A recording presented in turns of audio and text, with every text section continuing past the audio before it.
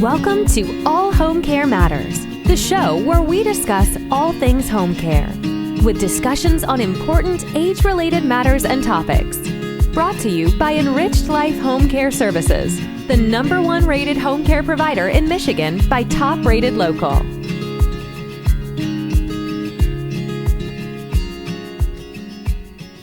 Hello, and welcome back to All Home Care Matters. If this is your first time visiting us here at the show, we want to say thank you for taking time out to be with us today. We appreciate how valuable everyone's time is, and that's why we try and make each episode here at All Home Care Matters something that will hopefully matter to you. Today, we have a very special guest, Christina Keys, family caregiver, director of community growth at caregiving.com, and the co-founder and president of the nonprofit Loving Them Forward. Welcome, Christina. It's such an honor to be here. Thank you so much for having me.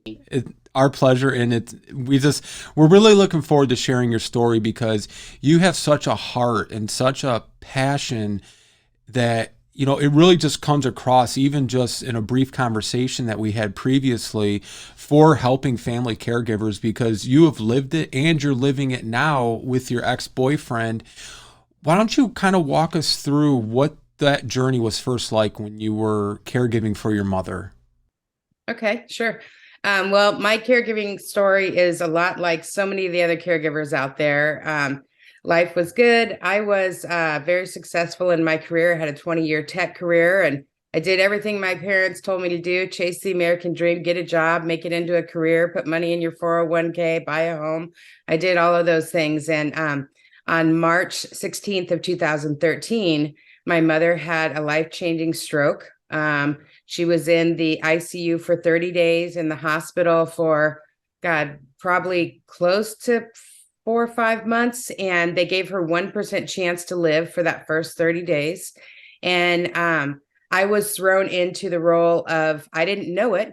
I thought I was just a daughter supporting my mother, thrown into the role of a family caregiver. And while I was there, I lived in the hospital with her. And when I say lived in the hospital, I literally had a suitcase and slept in that hospital chair by the bed the whole time. I went home once a week to change out the clothes in my suitcase and shower, because she was in the ICU and the step down unit. So I stayed there with her. I worked on my laptop, and I asked a lot of questions from doctors, nurses, the social workers that came in, even the chaplains that came in. And because I didn't know, I had never taken care of anybody before other than myself and my pets. And they really didn't have a lot of suggestions. I think the closest I got was the gentleman who, I call him the gentleman in the brown sweater vest. He came in, he said, sign this. It was a power of attorney. I was like, what does that mean? Does that mean like she's going to die, or what? I didn't even know what a power of attorney was. And he said, just sign here. You'll be able to take care of her stuff. And he was gone as soon as he got there. And they let me wheel her out of that hospital with a short list of in-home care agencies and also senior living locations. Didn't explain to me insurance didn't pay for in-home care. Didn't explain to me about PT, OT, like it's just figure it out, right?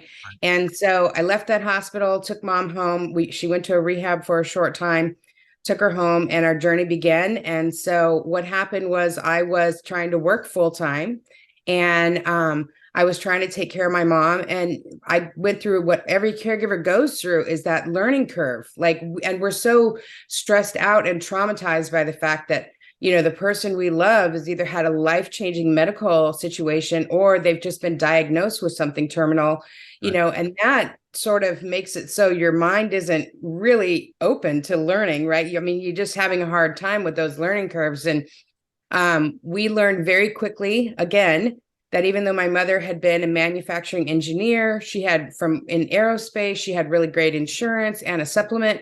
We learned really quickly that doesn't pay for much at all.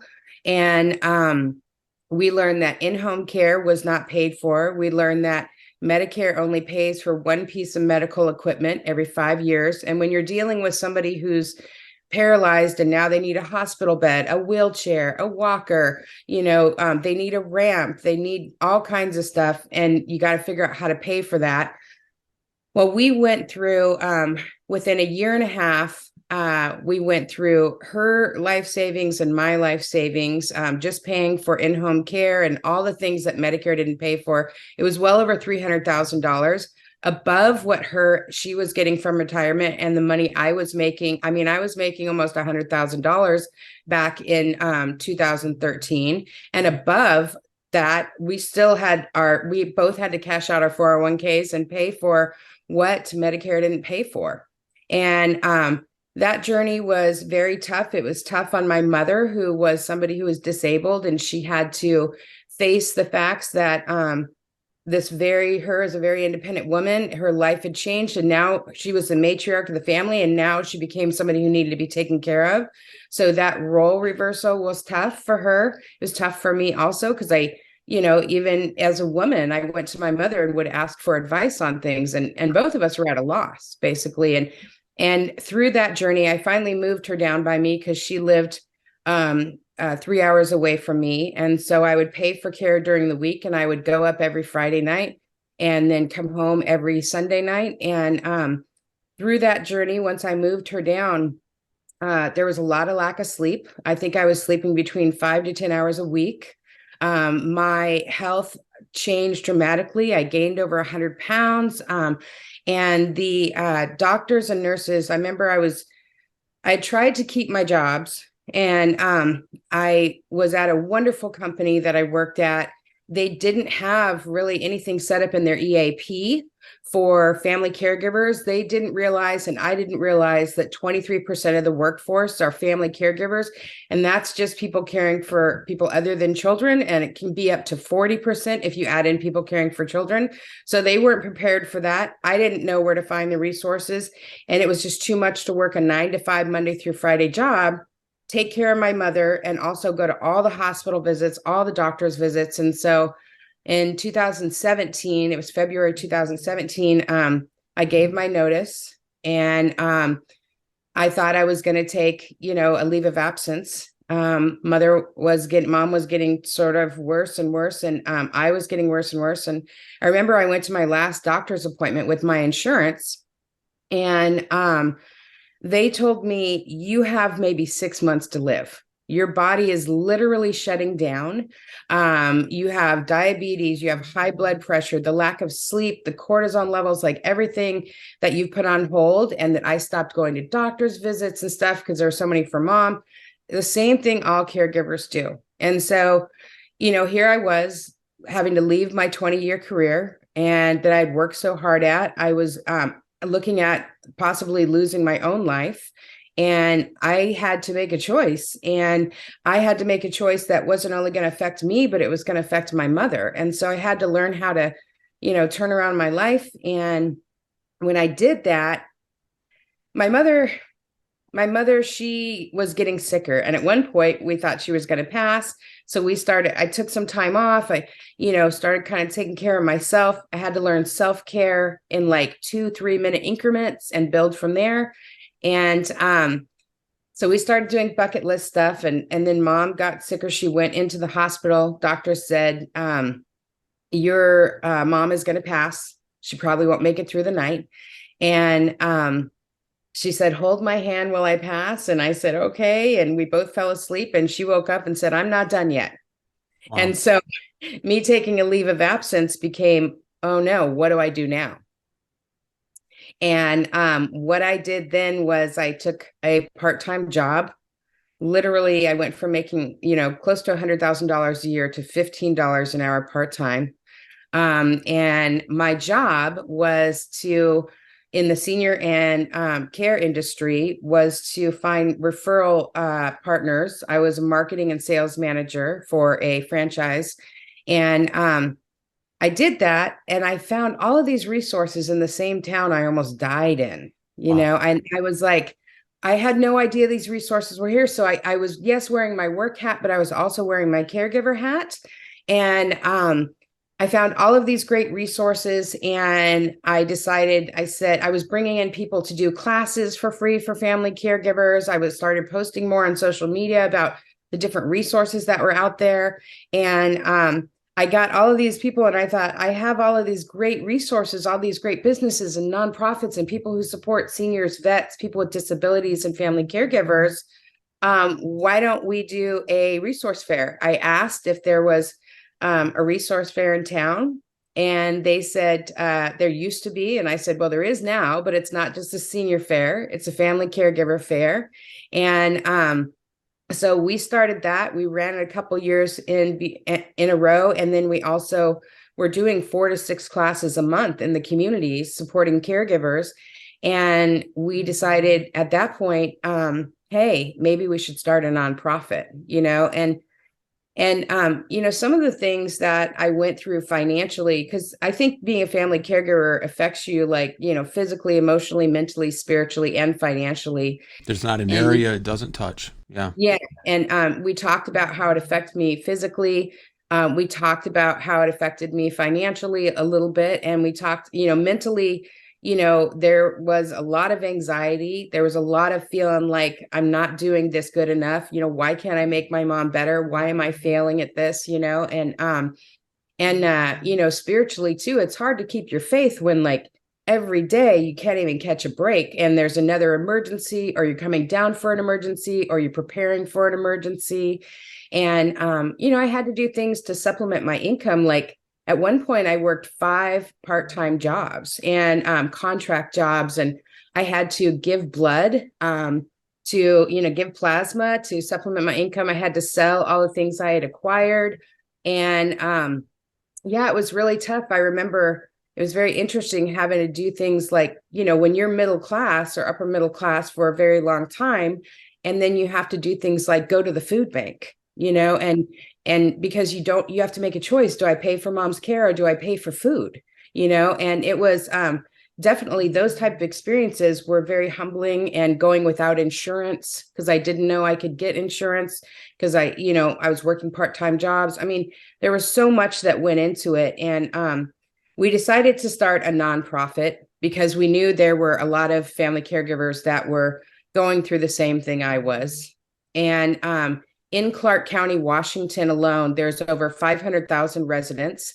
And of those residents, 49,500 of those are family caregivers that are known family caregivers, not the people who, it took me 3 years to identify as a family caregiver. A lot of people just think they're a mom caring for a daughter or whatnot. And so we started this nonprofit called Loving Them Forward, hyper local focus.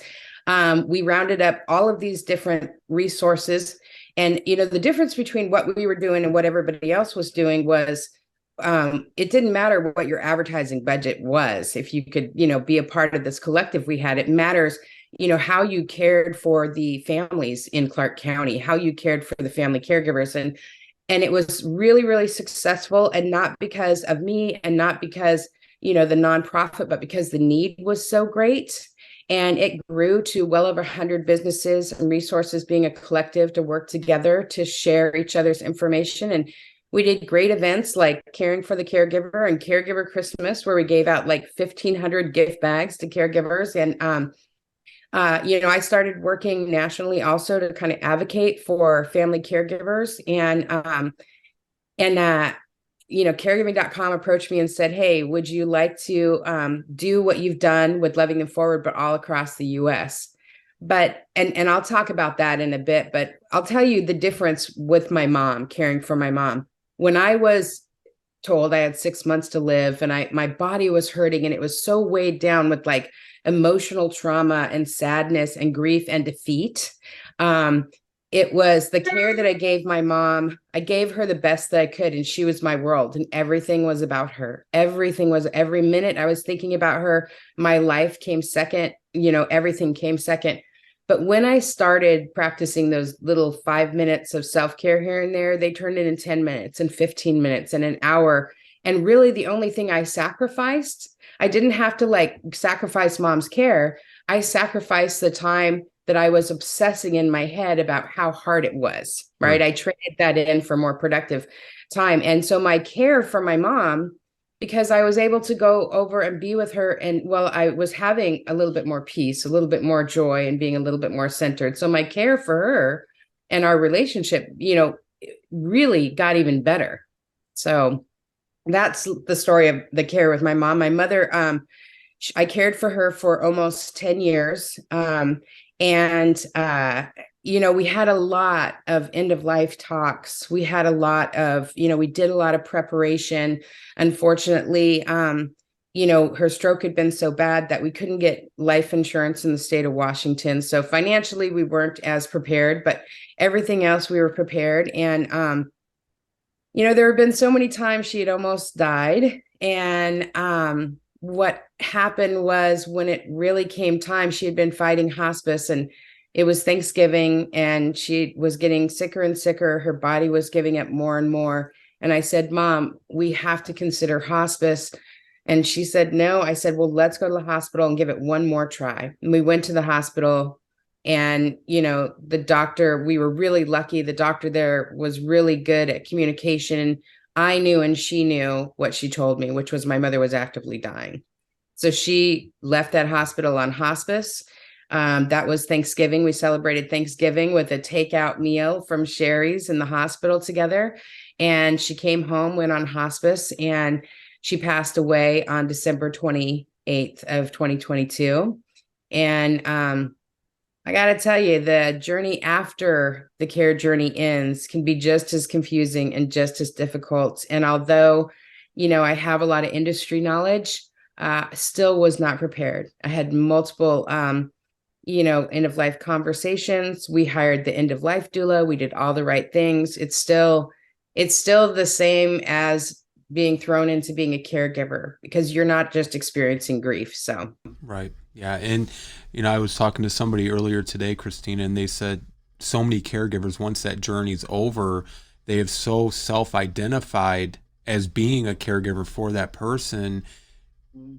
They're left wondering what now, and she's created a class called Flying Solo, because now you don't have that co-pilot, so to speak. Now you're flying the plane solo and just helping to support them through that next phase. Right. Well, and it is really different. It's very interesting. I was, tragically, I lost my father April of last year. So I knew to go to grief counseling, and I knew about grief, and I wasn't his caregiver. So I knew about grief. Right. So when Mom passed, I knew the different phases that were going to come. I knew the different feelings. I knew the different waves, everything. I was not prepared for things like figuring out how to get out of fight or flight mode, figuring out how to calm down my central nervous system, how to not keep waking up in the middle of the night because I thought I should check the cameras, how to not keep my phone near me, how to not have that nervous energy in me. There was so much that I'm experiencing right now that I was not prepared for. And it was very interesting because, and I'm very grateful for the person who created the class, because, I have social media following that entails a lot of people from the industry, a lot of family caregivers. And I'm very open about my journey, good, bad, or indifferent. It doesn't matter if it's pretty, it just matters if it's real. Right. And so I put on my Facebook, I'm like, how do you deal with, when somebody passes and you're a family caregiver, finding yourself and all this other stuff. And everybody's response was about grief. Literally the only, and there were a lot of people who replied in there, and these are people who are knowledgeable people. And I'm like, it's not about the grief, it's beyond the grief. And one of the suggestions I did get was change the ringtone, from what you were used to, and then finding yourself. I mean, I cared for my mother for 10 years. Long time. And what did I used to like to do? Well, 10 years ago, I was on 3 softball teams and, running around with my camera, and, I had money to go on vacation. Well, the money's gone, right? And, I've got to build up my savings. I've got to financially recover from being a caregiver. And I'm certainly at 54 years old, not going to go run out and join 3 softball teams, so it's an interesting journey in learning. I'm just having to, pick and choose, like, I remembered I liked belly dancing and things like, little tiny baby steps, just like I have to do the recovery like I learned how to do the caregiver recovery, like I learned how to do the caregiver self-care, 5 minutes at a time. Right. And in the beginning, it was 5 seconds at a time. So even experiencing peace within you where you're not in that fight or flight mode, you're not recovering for an emergency, preparing for an emergency, or in the middle of an emergency, even experiencing that 5 minutes of peace, you're like, I don't know what to do with this. I feel like I should be doing something. And there's a lot of things to take care of when somebody passes, and you're managing that as well. So Well, and you're still a caregiver now. yeah, and I am Yeah. for my ex-boyfriend. Yeah. And I also inherited my mom's two service dogs. One of them takes, Oh, he's got a bunch of medication, so I'm somehow a pet caregiver now, not just a dog mom. And my ex-boyfriend, we were together for 20 years, and we broke up in January of 2019. And a lot of it was because of the toll my caregiving had taken on our relationship, and I remember I would always tell him, like, just let me give my mom a good life until she passes. And then I promise, like, we can experience our life together, and I said, just hold on. And we really couldn't do that anymore. And, but we stayed really good friends. It wasn't, the typical reasons why people break up. It was just, I was a different person, now. And so we broke up January of 2019, and May of 2019, he had a stroke that made it so he needed care. And of course, I stepped in because I love him, even though we're not partners anymore. I stepped in as his caregiver. And then he had a couple other strokes. And it was very interesting because right about the time my mom started declining, so April of last year, my father passed. I had another relative pass 5 days later. And then 7 days later, Terry had another life-changing stroke that made it so he required 24-hour care. And then my mom started declining. And so I tried to take care of Terry. There were a couple of people who, helped out a little bit. And he's on Medicaid. So it was a totally different learning experience for me, right? Medicaid is way different than Medicare. And I had to go through learning, how to get somebody registered on disability. And what you don't know is that even though somebody's registered on disability, they don't automatically get Medicaid long-term care benefits. So that's a process as well. And then even when they do, care facilities, there's very few in-home care agencies that will even accept Medicaid. And the ones that do will only take 7 to 10% of their caseload Medicaid clients, right? So we went through that process, and I was able to, find him an assisted living, and then eventually find him an adult family home. I did have to, because it was such a huge learning process, and Medicaid is so complicated. I did enlist a state guardian to take over, and because I just didn't want to mess up his insurance. And now he lives in the adult family home. I still go visit him. I'm still, they still consult with me on, what's going on with Terry. And a lot of people don't understand why I would care for my ex-boyfriend, and if anything, the one thing you got to know about caregivers is they are ride or die people. If they say, I love you, they are willing to give up their life for you. And just because we broke up, I always loved him, still one of my best friends. And I was very well versed in caregiving. Why wouldn't I, and so it's very interesting today that I still get to be his caregiver. He actually just had a birthday, and I'm getting ready to take him to the beach. But while my mom was declining, I also had to wrap up our house that we had lived in 20 years because it was being sold to go to Medicaid. And so, here I am. I'm either dealing with hospice, somebody declining, caregiving, my job.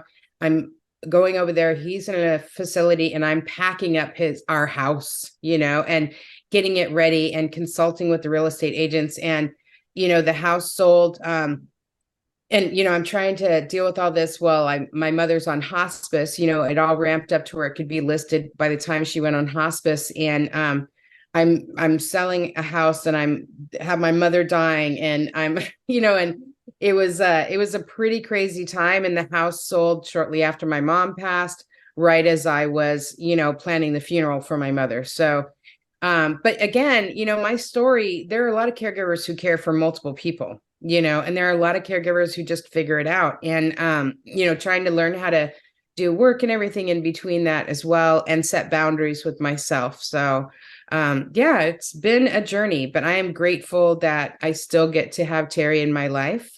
And grateful that he's in a safe place, and that rather than feeling like I needed to do it all. I knew when the Medicaid process was so complicated, it was regardless of if I felt like I should have been doing it, I knew it was the best choice for him to not only have somebody take over that, but also for him to be in a 24-hour care facility. It was a really tough decision. I did what all caregivers do. You leave that facility the first few weeks, the first few months, and you cry in your car. That's just the reality of it. But you have to make hard choices every day as a caregiver, not only for the people you love, but also for yourself. Exactly. And I just want to say happy birthday to Terry real quick. Yeah. I so appreciate your, vulnerability and openness and, sharing what you went through, because I think one of the things that sometimes happens with caregivers, same reason they don't always accept or acknowledge or ask for help, they feel invincible. They feel like I can get this, and I don't know if it's some naiveness or if it's also a little bit of stubbornness, or they just don't know any better and they don't realize what's happening to them, physically, emotionally, and mentally, and also, like you said, financially. And, if you don't get the help, what happens, the old saying, if something happens to you, what happens to your loved one? That's why you have to have that self-care, whether you learn it, every, in bits of minutes or two every so often, or if you, join a support group or, take advantage of the resources, that you guys offer at caregiving.com. You have to protect your first and foremost self, and then you can provide the best care for your loved one. I want to talk a little bit about some of the misconceptions about caregiving that people have. I don't know, did you have any before you started being, your mom's caregiver and then ultimately Terry's caregiver? Did you have some preconceived notions like it's going to be a certain way and, you found out the reality of it once you were inside of it? Yeah, I think the biggest one is she has insurance. Yeah. I think that was the biggest shock. And it's very interesting because I think a lot of people have that misconception. It was a shock to her and it was a shock to me.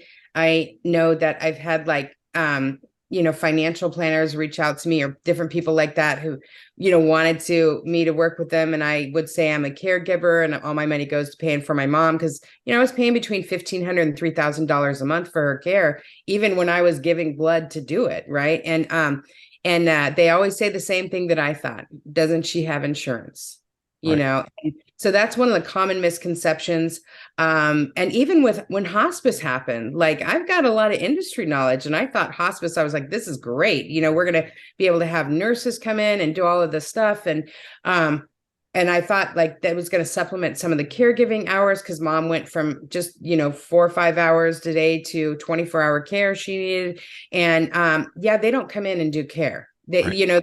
And so I went from $3,000 to $6,000 a month that last month that mom was, on hospice. And so, those are common misconceptions, or I'll be able to figure it out. And it was almost like, I remember somebody gave me some great advice, and not to bring religion into this, but somebody said, Christina, your mother has a God and you're not it. But I felt, there were so many times that I thought I have to do this and I have to do this and I have to do this. And when she comes home, like I got to prepare for this in case this happens again. Like I was just constantly puzzling, and my MacGyver skills became like very important, and trying to make sure mom was safe or how to get her to eat or take her pills. And so I think that we think we're going to figure it out. And we also think, here's another common misconception: people don't understand what we're going through. Yes. And so I remember when I first, and there's a lot of shame, around it too. And I remember one time I posted something on Facebook. Mom had been in the hospital. She'd been sick. I hadn't really slept, and I was laying on the floor. I put down a blanket in the hospital room in the ER, and I'm laying there and I'm having a time of it and she's having a time of it. And I said, man, this caregiving gig is kind of tough. And I kind of shared about my experience. And somebody said, well, what about your mom? You should think about your mom. And it's like, oh my God, that is all I do all day long. That's awesome. And so the common misconception of, because you're caring for somebody and they're disabled or they're, whatever the situation is, like, you should only think about them. Well, we are always thinking about them, but we also there's two people in that journey. And then that feeling alone, I remember like, this is before I got into the industry, and I got on Facebook, and I just kind of looked up caregiver, and I found a Facebook group, and it was like all these people were talking about all this stuff I was going through. So redefining normal was super important for me, for caregivers. And we all think like, why is it so hard for me? Well, there is a lot of people going through the same journey as us. And trust me, it is like when you hear somebody talk about the same kind of situation you have, whether it be like a horrific bathroom situation with the person you're caring for, or a horrific situation with the doctor, it's like, even though it doesn't make that situation better, but it's like you take a deep breath and you drop your shoulders, because it's like, wow, I'm not the only one who's going through this. Exactly. So, and people really have, oh my gosh, this common misconception of there's no resources in my town. I hear that all the time. And it's like, there is. I almost died in a town that I thought there was no resources. And I was asking everybody, and I was able to find hundreds of resources in the very town that almost killed me. When did your mom have, at some point, I'm assuming she had home health care coming in? She had she had home health, PTOT, speech, but also I private paid in-home care folks. And so she had 4 hours a day, a couple hours in the morning, a couple hours at night, and I supplemented the other.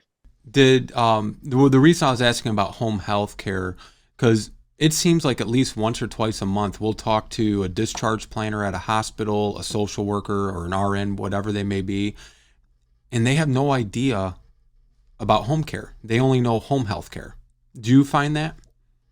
Well, sometimes they don't even know the difference. Well, that's that, yeah, or they don't know the difference, yeah. Right. And so, or they don't understand why they need it. Well, if somebody's been laying in a hospital bed for 5 days, I don't know about you, but if I lay in bed for 5 days, like even 2 days when I'm sick or whatever, my body hurts, it's not functioning as well. And so, yeah, it's learning how to advocate for those folks, because the healthcare professionals are great. They've saved my life a million times, my mother's life a million times. They've kept her safe a million times. But honestly, like, they're versed on taking care of that person while they're in the hospital. They're versed on, right, exactly. So they don't necessarily know. So it's very important for, the caregivers to, whether they, listen to an All Care Matters podcast or tap into some of your resources or caregiving.com, find out about, terminology, find out about things to ask for and how to advocate for folks, because home health, like, common misconception.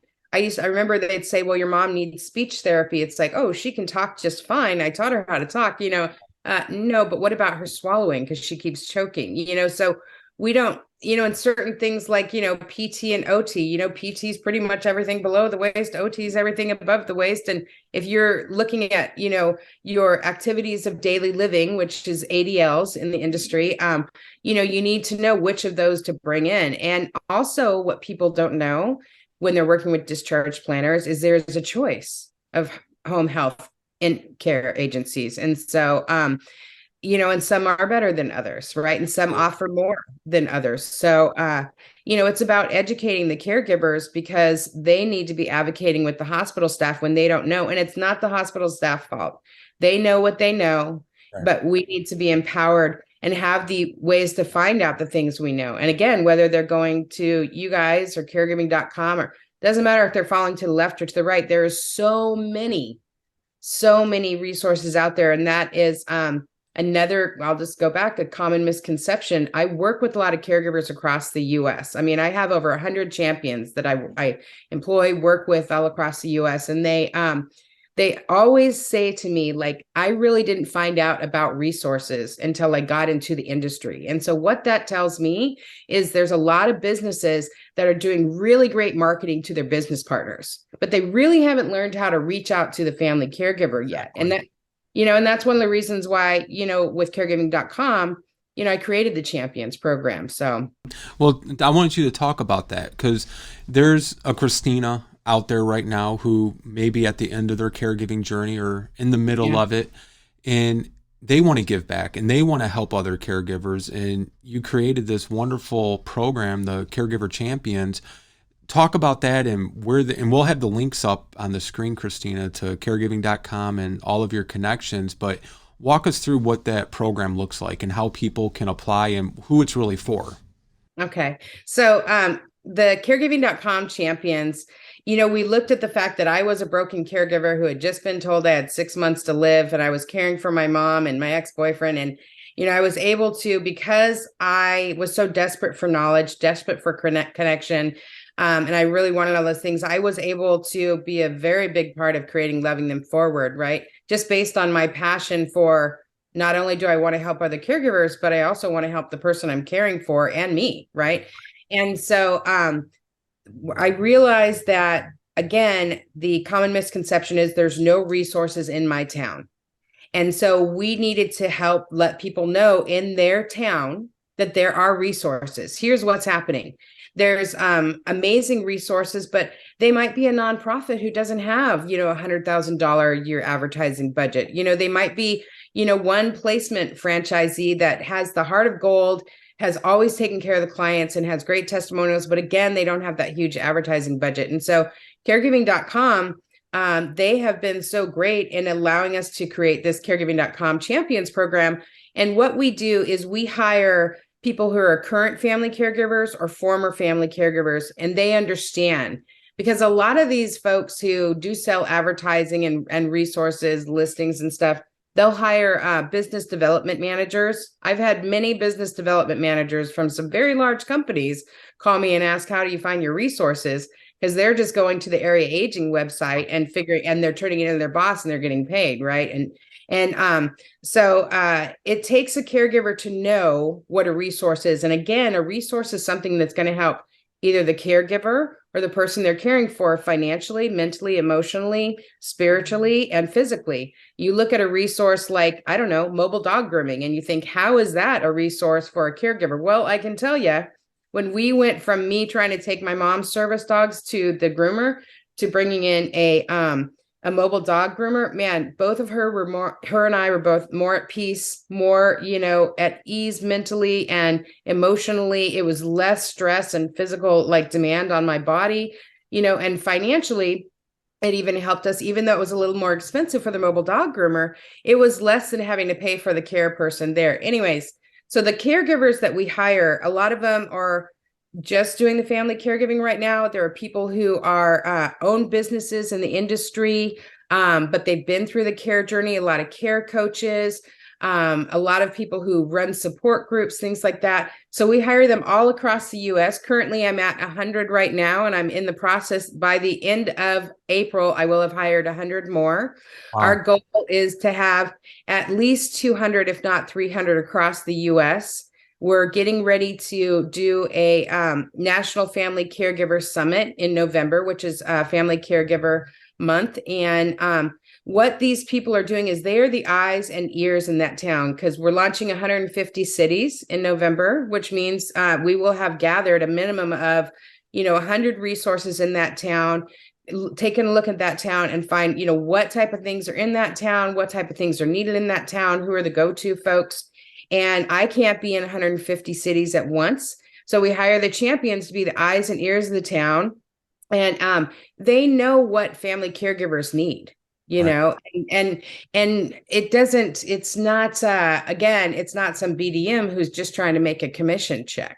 Exactly. And they're driven by passion. They're driven by the mission of, they are so tired of almost dying. I think we know the stats. I think, the stats on mortality rates for caregivers is 35% of them pass before the person they are caring for. 30% of them pass within 5 years of the person they're caring for. And if they're over 70, 65% of them pass before the person they're caring for. People are dying. And so caregivers are driven by their own mission to get out of their misery and their pain and the tough times, or what they went through, or the mission of, I've got to be able to contribute. And a lot of people love, for me, I just kept saying, I believe very much in a spiritual presence and in God. And I just kept saying, look, if I'm going to go through this, please let me help other people. Please don't make this worth nothing. And I think a lot of them, feel the same way, that they want, if they're going to go through this and they're going to sign up for this and do this, they are valuing themselves enough to know that they have knowledge that can help other people. And so we're a bunch of people who've been through it, are going through it. We know how to find those resources in the towns that everybody says there are no resources. And we build up that hyper local presence. caregiving.com is able to list those folks on the website for free. We don't charge people to list for advertising. We're able to, for the events we put on, we're able to let a lot of those local resources have a presence for free as well. And also, of course, the caregivers always get in free. So, well, and you just hosted one last year in Indianapolis, correct? yeah, and it was really, we were able to walk into a town, know one champion. We were introduced to one gentleman. I hired him as a champion. He actually worked for Oasis Senior Advisors. So he was well versed in the industry, in the town. He also had a caregiving journey story himself. He introduced me and my team to 25, 30 people. In 2 months, we were able to build that up to 154 local resources that we found. We were able to produce as a team at caregiving.com a 43,000 square foot event, which was the Senior and Family Caregiver Expo. There was over 500 attendees, over 20 speakers. And it was interesting because I had a lot of heavy hitters in that town, the area aging and some of the larger senior living locations come up to me personally and be like, I had no idea these resources were in this town. You live there. You're sharing with the family caregivers, about what there is. And, the difference between caregiving.com and some other people is we'll go into that town and we'll do an event, but we don't stop there.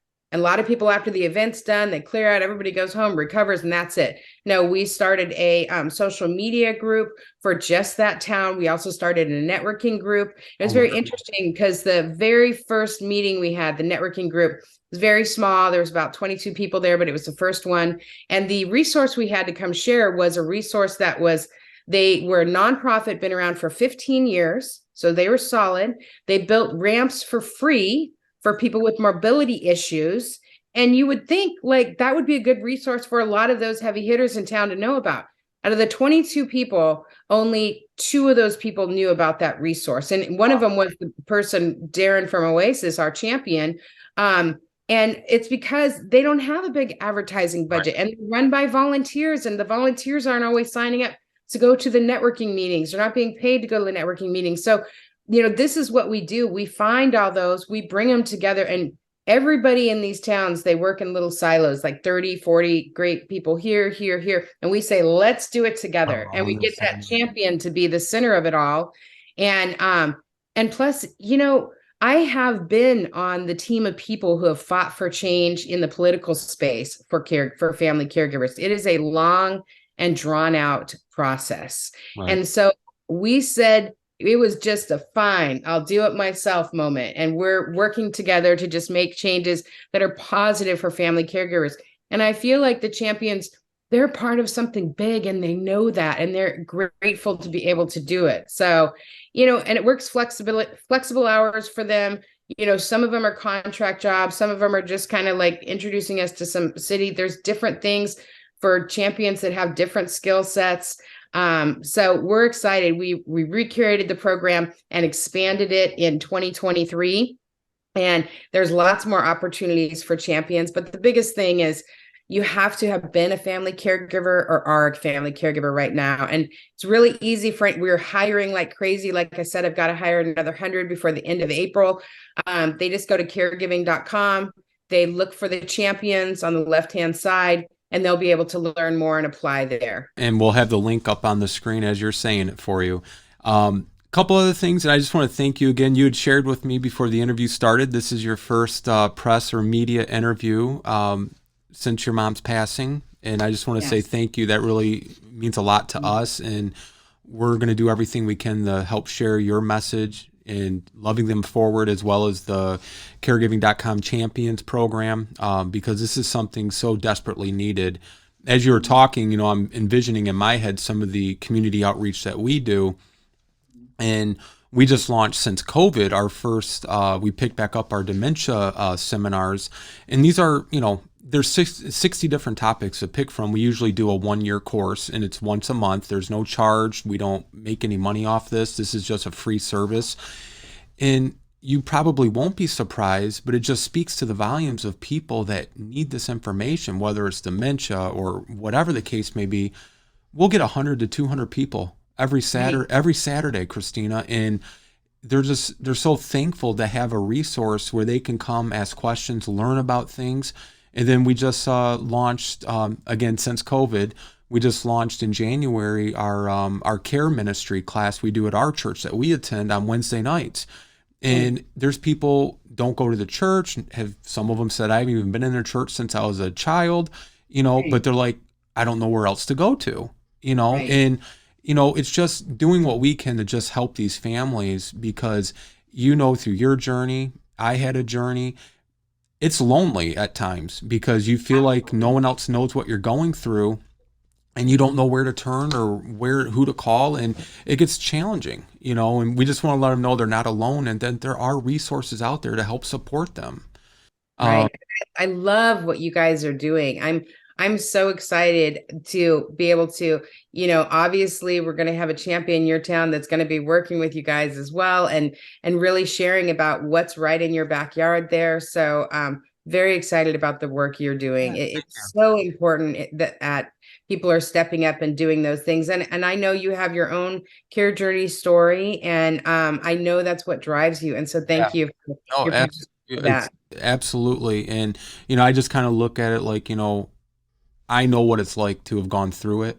Everybody's situation's different, but the dynamics are usually the same. It affects everybody pretty much the same way. It might be to different degrees or levels, but it's hard, and we need to take care of these caregivers because they need to take care of their loved ones. Right. Well, and then after the care journey ends, like what do we do? I worked the hotline for Loving Them Forward. I've talked to so many family caregivers who, when they get done with their care journey, their finances are shot. Like, I'm building up, like, credit cards are max. I'm building everything up right now. And I've talked to so many that have become homeless. I talked to one woman, her and her husband lived in her house for 50 years, raised their children there. Her husband had a life-changing medical situation, wound up had to go into an adult family home. They had to turn over their home to the state. She lived in her car for a year at 70 years old. And so her husband could get care. That is not okay. No. And if the state, the government isn't able to take care of them, then we as a community have resources here to take care of that she might not have known about and that we can make sure she knows about. Absolutely. I just want to end with a couple more questions for you, and thank you so much for your time.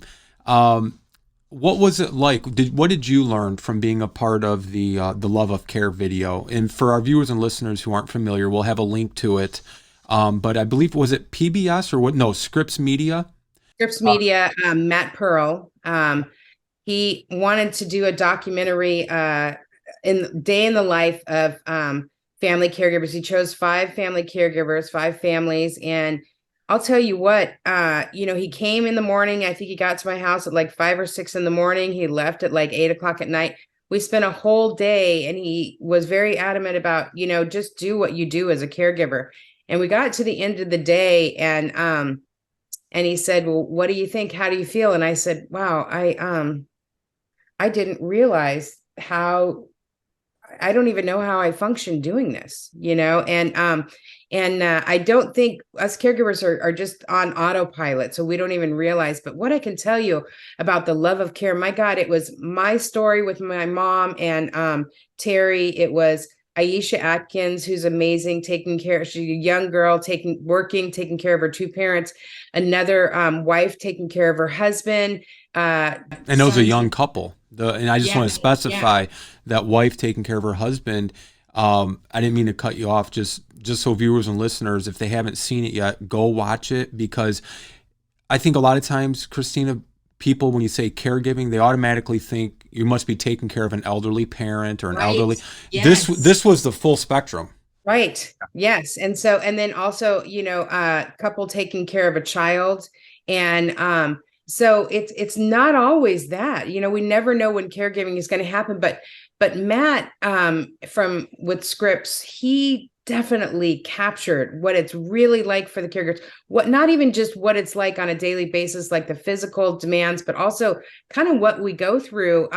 Like, I remember one of the caregivers talked about dating, and talked about, there were a lot of the caregivers, myself included, that would have to do daily affirmations. And he asked, do you believe it? And she says, I got to try, I got to do something to change my mindset, because on a day, if we if we stopped for a minute and really looked at what we were going through, I was functioning as, 40 something, 50-year-old woman taking care of my mother. And logically, I knew how to do that. But inside, I'm an 8-year-old little girl saying, don't let my mommy die. And, just even the mindset work that you got to do, he did such a beautiful job of capturing that. And I guarantee you, if any family caregiver watches that, first of all, they'll probably cry because they'll realize they're not alone. And secondly, they will understand that, like, yeah, what we go through isn't easy. And if you don't know about family caregiving, I'm going to tell you, if you work in this space and you've not been a family caregiver, you need to watch that. Because we think, I heard this wonderful thing from a gentleman who's,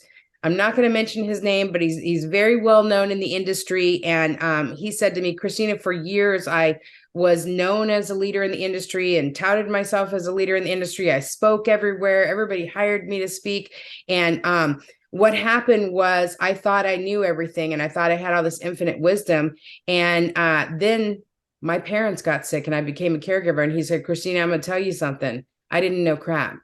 I did not understand until I went through it myself. So I encourage anybody who works in the industry and hasn't been through that care journey to please watch that. Please understand the clients and families you're working with. And again, if you're a family caregiver, definitely watch it, because you know what? You're not alone. You are not alone. You might be taking care of somebody with dementia, maybe me with a stroke, somebody with, mental health issues, whatever. What we feel and what we think and the loneliness and the confusion we feel is definitely, we are bonded in that way. We are going through the same journey on that level. And so you have 53 million, brothers and sisters and then some who are walking through the same thing that you are. And there's ways to find help, whether it be through All Care Matters, caregiving.com in Vancouver, Washington, Loving Them Forward, whatever it may be. And if you fall to the left or to the right, trust me, there are so many people out there who can catch you, and we're here to help you find those people. That's beautiful. And I can't think of too many better people than you to help them through it too, because like I said, I just admire and respect your passion to so deeply help and support these caregivers in any way you can, that it's just so commendable. And I just want to thank you again for that. Well, I do want to say I owe everything to my mother, Patricia Keys. Patricia Keys taught me that when you walk through something that's difficult in your life, it is your responsibility to share with others how to make that journey for them easier. And so, in honor of my mother, she taught me how to be that woman. That's beautiful. I'll give you a moment here, but I just want to ask one last question, Christina. If we talk again, and we're going to talk sooner than this, but I like to ask sometimes this question of the guest. If we talk to you in 5 years from now, where do you think your message would be centered on? Do you think you will have accomplished what you're hoping for, or what is your end goal 5 years from now? Oh my God. My end goal 5 years from now is to no caregiver left alone. 5 years from now, I see that vision. I wake up and see that vision. I see, being able to do great things with caregiving.com. I see being able to partner with so many people, us all sharing, empowering other caregivers to share their story. When I die, I don't care about who knows me. I care about who I've taught to empower other people, to empower other people, to empower other people. So 5 years from now, I'm hoping that if I'm beating the drum enough and I'm partnering with enough amazing people like you and enough caregivers, that again, no caregiver is going to feel alone, and they're all going to feel like they're mattered and feel seen, heard, and valued. It had to have meant something, what I went through.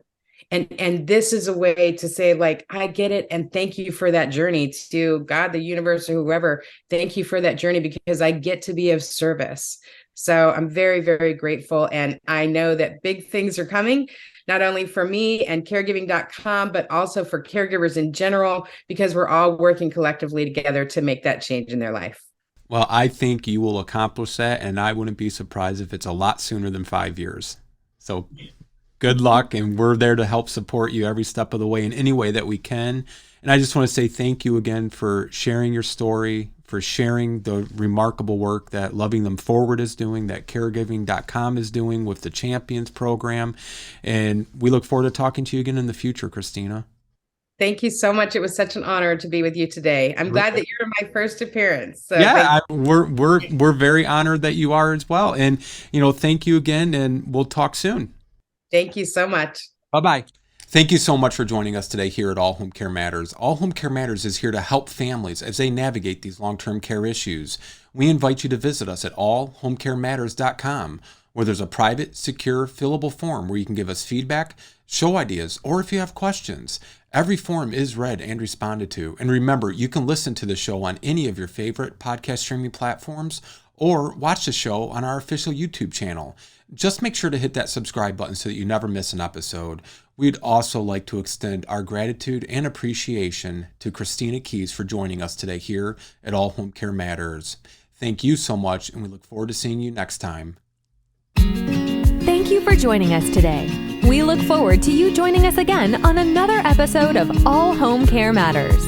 To learn more about the show and to connect with us, visit us at allhomecarematters.com.